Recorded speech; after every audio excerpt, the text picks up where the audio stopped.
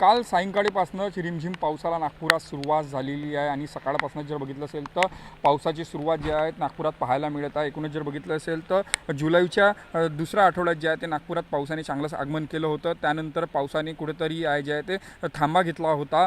नागपुरासह विदर्भात सुद्धा काही ठिकाणी जे आहे पाऊस जे आहे ते सुरू आहे। एकूणच जर बघितलं असेल तर या पावसामुळे जे आहेत शेतकरी राजा जे आहे ते सुकावलेले आहे। अनेक शेतकऱ्यांनी जे आहे त्यांच्याकडे सिंचनाची सोय अशा शेतकऱ्यांना एका अर्थानं पिकं लावले होते, त्यांनी परे लावले होते। मात्र अनेक जे शेतकरी होते जे सिंचनापासून वंचित होते त्या शेतकऱ्यांना जे आहे ते कुठेतरी त्यांच्या जे आहे ते नुकसान होता। मात्र 2 दिवसापासून जे आहेत विदर्भातल्या काही जिल्ह्यात जे आहे ते पाऊस पडत आहे। तर नागपुरात काल रात्री जे आहे ते पाऊस पडायला एका अर्थानं सुरुवात झाली। एकूणच जर बघितलं असेल तर सकाळपासूनच जे आहे ते रिमझिम पावसाला जे आहे ते सुरुवात झालेली आहे। एकूणच जर बघितलं असेल तर जुलैच्या पहिल्या आणि दुसऱ्या आठवड्यामध्ये जे आहे ते 40% जे आहे ते पाऊस झालेला आहे आणि याची तूड जी आहे ते भरून निघणार का अशी अपेक्षा जी आहे ते शेतकरी राजा करीत आहेत।